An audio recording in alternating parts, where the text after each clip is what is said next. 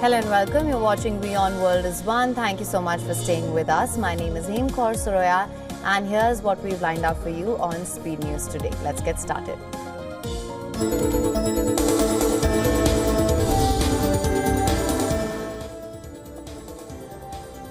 Two Israeli embassy staff were killed in a shooting outside an event at the Capitol Jewish Museum in Washington, D.C. A suspect is in custody.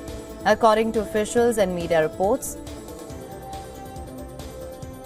the male and female staffer were shot and killed in the area of 3rd Street in Northwest, which is near the museum.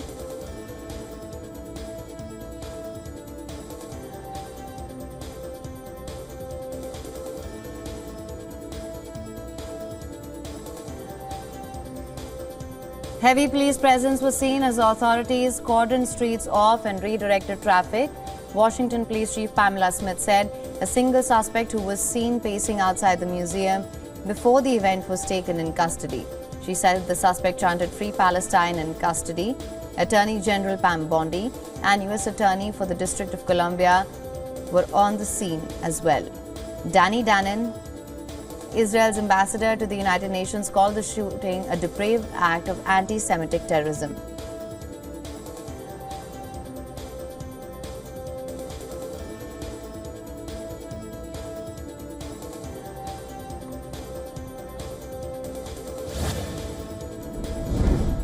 The Israeli military successfully intercepted a missile launch from Yemen early this morning, targeting the country as sirens were heard in several areas. Undeterred by Israeli strikes on Yemen, the Houthis have continued to fire missiles at Israel in what they described as an act of solidarity with Palestinians in Gaza. Israel has carried out retaliatory strikes, including one on the 6th of May that damaged Yemen's main airport in Sana'a, and another last week targeting the Red Sea ports of Hodeidah and Salif. Since the start of the Israel-Hamas war in October 2023, the Houthis have launched dozens of missile and drone attacks targeting Israel, most of which have been intercepted or have fallen short.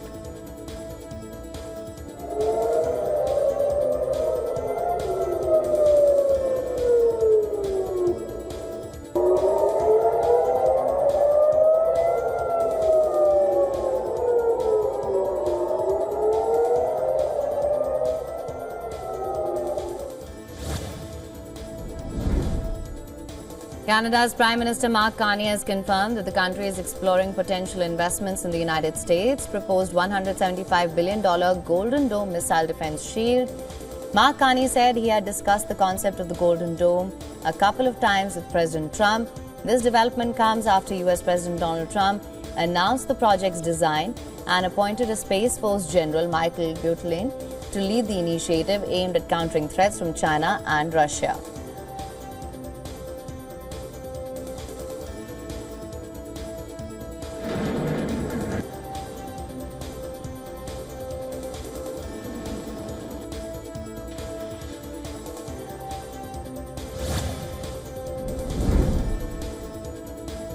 Demonstrators clashed with riot police officers outside the National Congress in Buenos Aires during a weekly protest called by pensioners to demand better pensions and other benefits in response to President Javier Milei's economic policies. National Security Minister Bullrich claimed that the march was not peaceful and that the protesters came to incite violence. Argentina has been experiencing a deep recession with high inflation rates and economic instability. The government's austerity measures aim to stabilize the economy, but critics argue they disproportionately affect vulnerable groups like pensioners.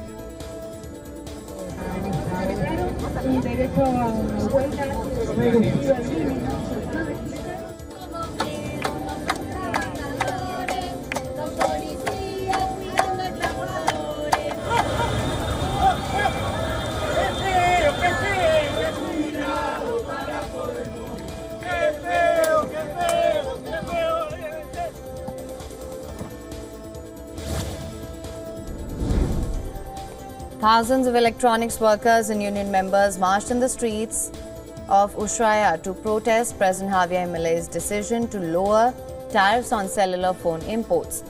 The protest reflected concerns that policy could harm the local electronics manufacturing industry, a key economic pillar in the remote southern province of Tierra del Fuego, potentially leading to job losses. The policy's part of Malay's austerity measures, which have been met with resistance from various groups, including labour unions and university staff.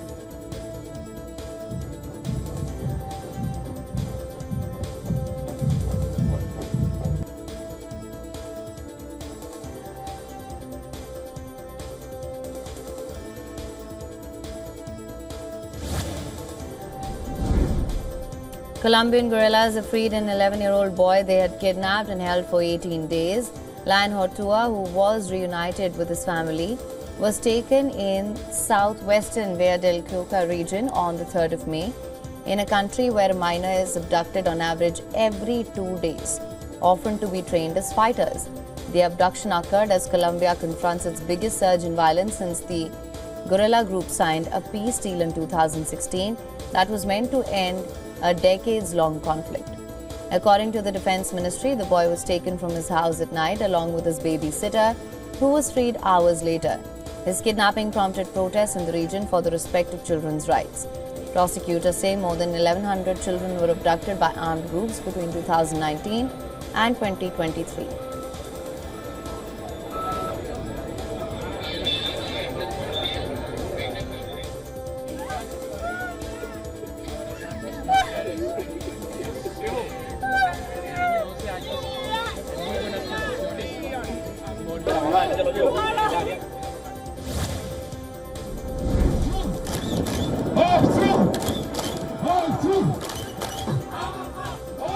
Young Mongolians staged protests in the capital Ulaanbaatar, demanding the Prime Minister's resignation due to corruption allegations.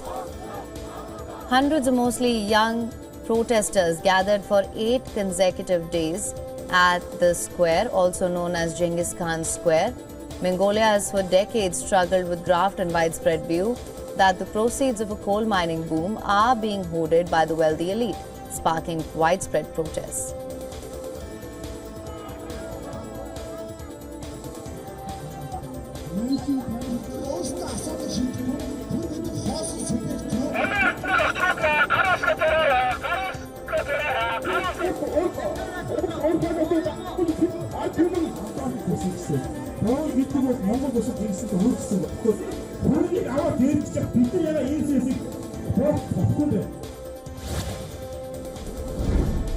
A major accident occurred during the launch ceremony of a 5,000-ton North Korean naval destroyer in the eastern port city of Chongjin.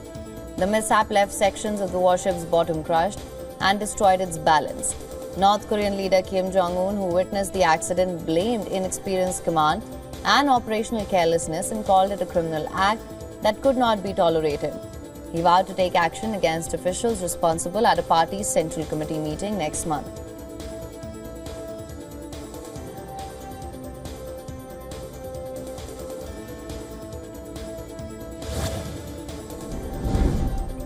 Hours after the accident at the launch ceremony for its new naval destroyer, North Korea fired multiple unidentified cruise missiles. According to South Korea's Joint Chiefs of Staff, the missiles were detected near North Korea's South Hamgyong province after being fired towards the East Sea. South Korea's Defense Ministry said that the intelligence authorities of Seoul and Washington are analyzing the details.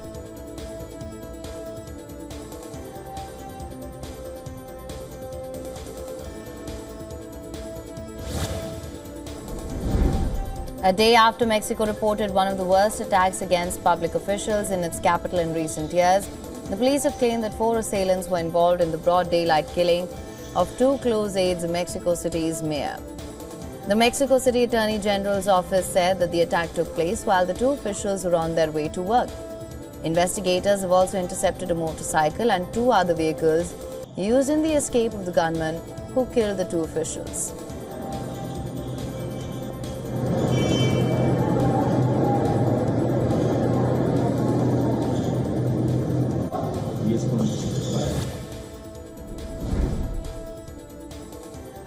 Indian security agencies have successfully foiled a major terror plot by the ISI to carry out a significant attack in the Delhi NCR region. 2 highly trained spies, allegedly tasked with gathering intelligence on the Indian Army, have been arrested in connection with the plot. According to reports, the probe also points a finger of suspicion at some staffers of Pakistan High Commission in Delhi. This development highlights the ongoing efforts of Indian security agencies to counter terrorism and protect national security.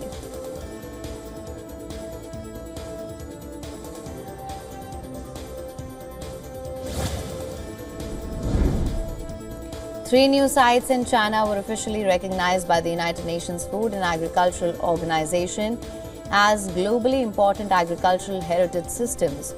The newly designated sites are the Deccan Freshwater Pearl Mussels Composite Fishery System in East China's Zhejiang Province, the White Tea Culture System in East China's Fujian Province, and the Gaolan Sichuan Ancient Pear Orchard System in northwest China's Gansu Province. With the latest inclusions, China continues to lead globally in the number of sites, now totaling 25.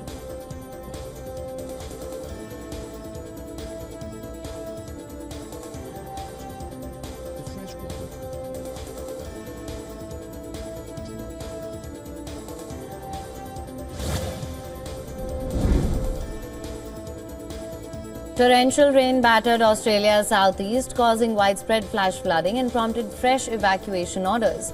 Over 50,000 residents have been warned to prepare for isolation as more heavy downpours are expected over the next 24 hours. The rural town of Tariff, located more than 300 kilometers north of Sydney, has been severely affected with homes, roads and bridges destroyed. Australia's Bureau of Meteorology is forecasting up to 200 millimeters of rain in some areas, which could lead to life-threatening flash flooding before the weather system is expected to weaken and track south towards Sydney.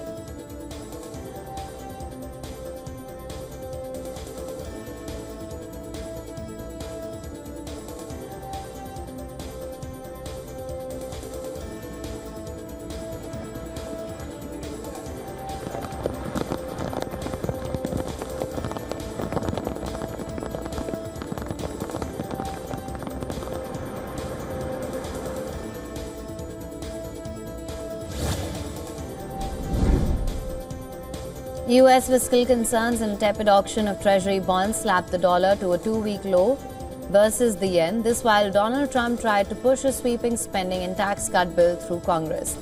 The lackluster 20-year bond sale reinforced the Sell America narrative, weighing on not just the dollar but Wall Street as well. Now traders are jittery after Moody's cut the US AAA credit rating last week.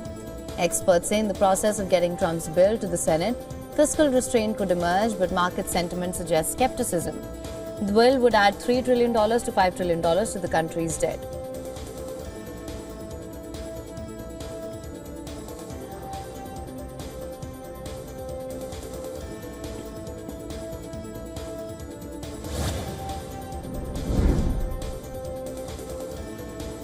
Bitcoin rose to its highest level on record, eclipsing the previous high from January. A risk sentiment continues to improve after last month's tariff-induced sell-off. The world's largest cryptocurrency touched a high of $111,670 at 9:35 a.m. GMT. Its ascent was driven by a combination of factors, including easing trade tensions between the United States and China, and Moody's downgrade of US sovereign debt, which has prompted investors to seek alternative investment sources to the dollar.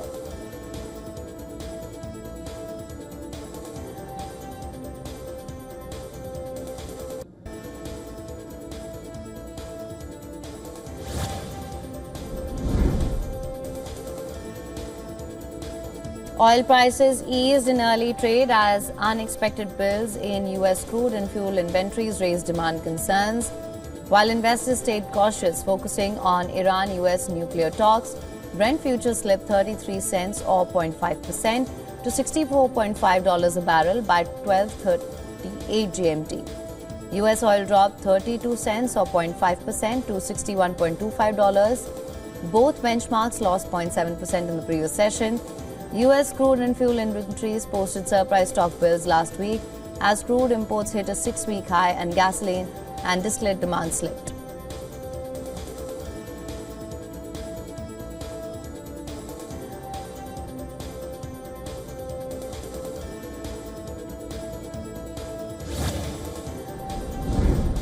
Boeing said it expects to stabilize 737 MAX production at 38 airlines a month over the next couple of months. The US Federal Aviation Administration capped output at 38 airplanes a month after a mid-air panel blowout in a nearly new 737 in January 2024.